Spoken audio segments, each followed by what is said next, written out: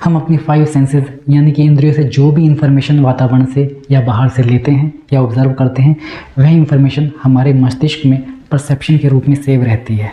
और सीधे शब्दों में बताऊं तो किसी भी चीज़ को देखने का हमारा जो नज़रिया होता है वही हमारा परसेप्शन होता है। यह हमारे सोचने, समझने और निर्णय लेने की क्षमता को बहुत हद तक प्रभावित करता है और किसी भी चीज़ के लिए हमारा परसेप्शन बनने में सिर्फ कुछ सेकंड लगते हैं। तो दोस्तों, परसेप्शन एक तरह का मेंटल प्रोसेस है, या यूँ कह लो एक तरह की कैलकुलेशन या ऑब्जर्वेशन है जो हमारे दिमाग में लगातार चलती रहती है। यह किसी चीज़ को लेके हो सकती है, व्यक्ति विशेष को लेके हो सकती है, किसी परिस्थिति को लेके हो सकती है, या किसी जगह के बारे में हो सकती है।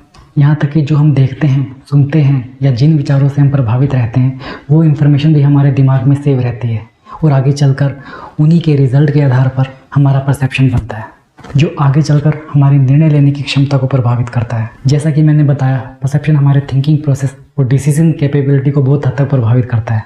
जैसे जैसे हमारे अनुभवों में परिवर्तन होता है, वैसे वैसे ही हमारा परसेप्शन भी बदलता रहता है। कई बार हम किसी से मिलते हैं, हमें वो फर्स्ट इंप्रेशन में बिल्कुल भी पसंद नहीं आता, लेकिन जैसे जैसे हम उससे बात करते हैं, हम उसके विचार जानते हैं, तो वो हमें अच्छा लगने लग जाता है। ऐसा कैसे पॉसिबल हुआ? सबसे पहले तो आपके मस्तिष्क ने उसके फर्स्ट इंप्रेशन के आधार पर एक धारणा बना ली।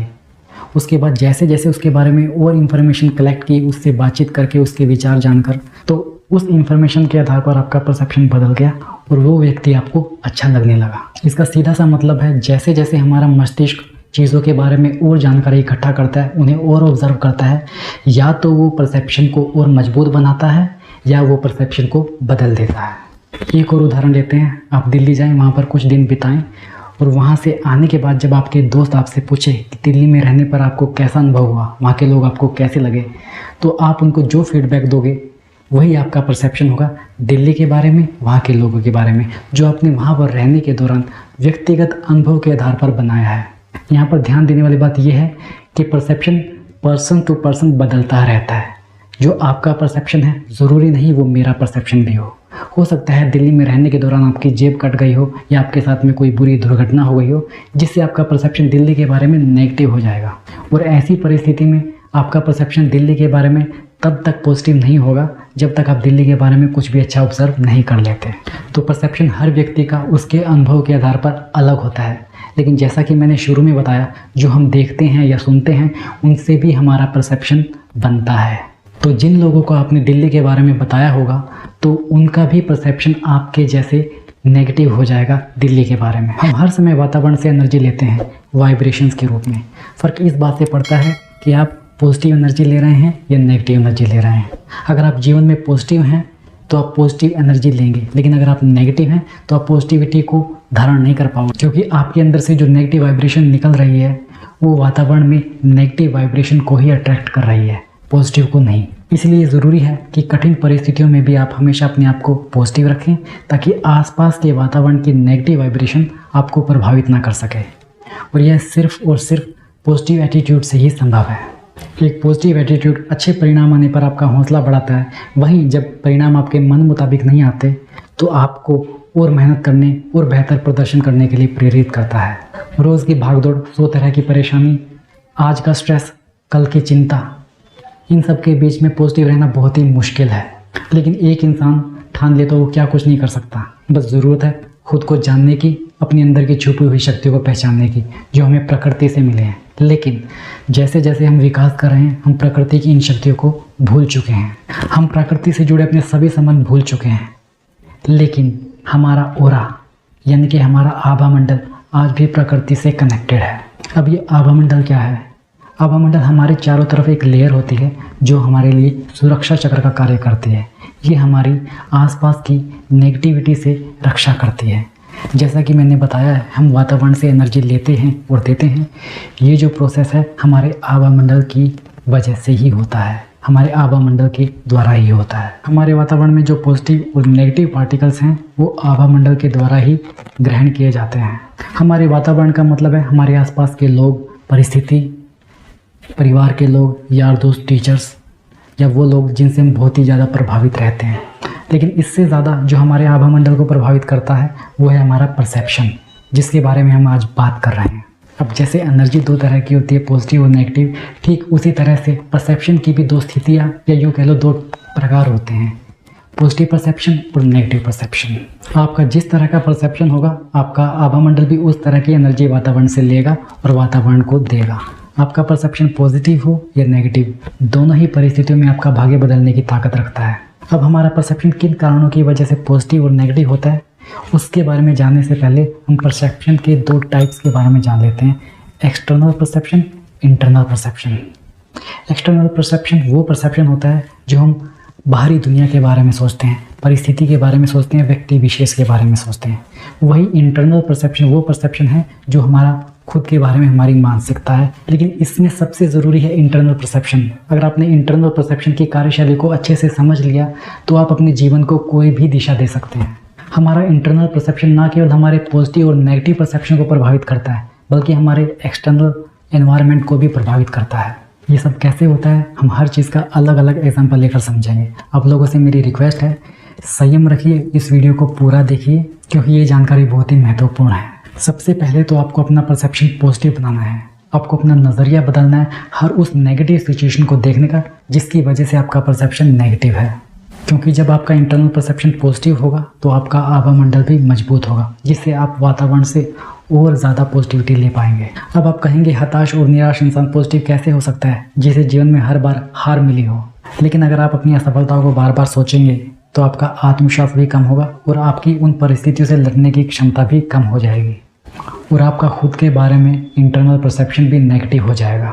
और ऐसा होने पर आपका आभामंडल भी कमज़ोर हो जाएगा और आपके अंदर नेगेटिव वाइब्रेशंस निकलने लगेगी, जिसकी वजह से आप नेगेटिव एनर्जी को एब्जॉर्ब करोगे और आप और नेगेटिव बन जाओगे। तो वहाँ पॉजिटिविटी की गुंजाइश कहाँ रहेगी और आपके जीवन में पॉजिटिव रिजल्ट कैसे आएंगे। इसलिए ज़रूरी है आप हर नेगेटिव सिचुएशन को देखने का नज़रिया बदलिए। अगर आप जीवन में बार बार हार का सामना कर रहे हैं तो सोचिए कि अभी आप इस चीज़ के लायक नहीं हुए, आपको और बेहतर करने की ज़रूरत है। आप इस मानसिकता के साथ आगे बढ़िए कि आप ईश्वर की संतान हैं और ईश्वर कभी किसी के साथ बुरा नहीं करता, तो फिर आपके साथ बुरा कैसे हो सकता है। आपका सही गलत देखने का नज़रिया सीमित है, लेकिन ईश्वर दूरदर्शी है। वो आपके जीवन में हर परिस्थिति आपको पहले से मजबूत बनाने के लिए उत्पन्न करते हैं, बशर्ते आप नैतिकता, ईमानदारी और सदाचार के रास्ते से भटक कर छल कपट, भ्रष्टाचार के रास्ते पर ना गए हों। अगर ऐसा है तो आपने अपनी राह खुद मुश्किल की है। इसीलिए ईश्वर पर बिना किसी शंका के भरोसा कीजिए और साथ ही जीवन में कभी हार मत मानिए।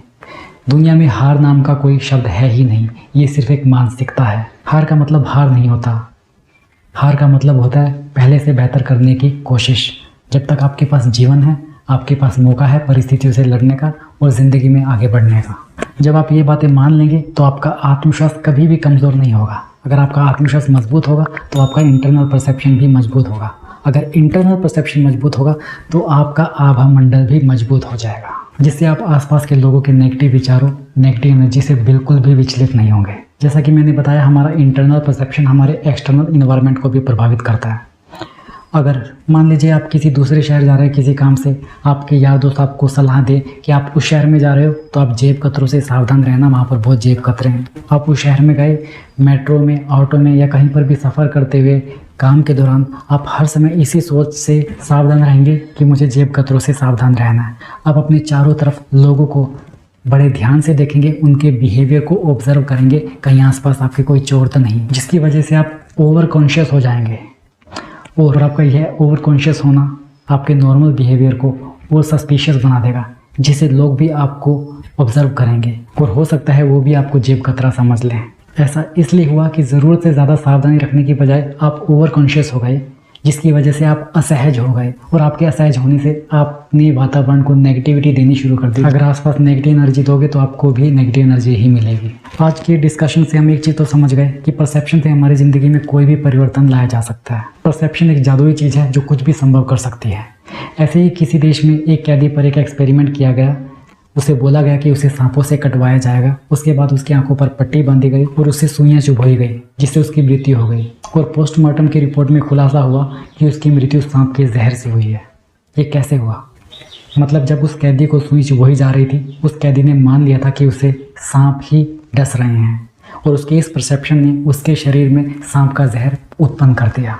ठीक उसी तरह से एक व्यक्ति को बार बार ये लगता कि मैं बीमार हूँ, वो डॉक्टर के पास जाता। डॉक्टर उसे कोई दवाई नहीं देता, सिर्फ एक मीठी टैबलेट दे देता। दरअसल वह व्यक्ति तो बीमार था ही नहीं। डॉक्टर ने उसे सिर्फ एक परसेप्शन दिया कि इस मेडिसिन को खाकर आप ठीक हो जाओगे। डॉक्टर उस व्यक्ति की नेगेटिविटी को अपने पॉजिटिव परसेप्शन से दूर कर देता था। अब आप कहेंगे वो व्यक्ति तो नेगेटिव सोच वाला था, उसने पॉजिटिविटी कैसे ग्रहण कर ली? क्योंकि उस व्यक्ति के अंदर एक पॉजिटिव परसेप्शन था उस डॉक्टर के बारे में। उसे लगता था कि ये डॉक्टर जब भी उसे दवाई देगा वो ठीक हो जाएगा। और सच कहूँ तो दुनिया में ऐसे अधिकतर लोग हैं जो डॉक्टर के पास जाकर ही ठीक हो जाते हैं, सिर्फ डॉक्टर की शक्ल देखकर। यह है ताकत परसेप्शन की। इसके अलावा नेगेटिव परसेप्शन के बारे में आपको ज़्यादा जानने की कोई ज़रूरत नहीं, क्योंकि आपको अपने जीवन को जो दिशा देनी है वो पॉजिटिविटी की तरफ जाती है। देखिए, दुनिया हमेशा से ऐसी ही है। दुनिया में अच्छी चीज़ें भी होती हैं और बुरी चीज़ें भी होती हैं। अब ये इस बात पर निर्भर करता है कि आप अपनी एनर्जी, अपनी अटेंशन किस तरफ देना चाहोगे। उस तरफ जहाँ आपसे आपको खुशी मिले या उस तरफ जहाँ से आपको दुख मिले। आज के लिए बस इतना ही। आशा करता हूँ यह वीडियो आपको पसंद आया होगा। अगर आपने इस चैनल को सब्सक्राइब नहीं किया तो सब्सक्राइब कीजिए और इस वीडियो को शेयर कीजिए उन लोगों से जिनको आप पॉजिटिविटी देना चाहते हैं। आपसे जल्दी मुलाकात होगी। तब तक स्वस्थ रहें, मस्त रहें और व्यस्त रहें। नमस्कार।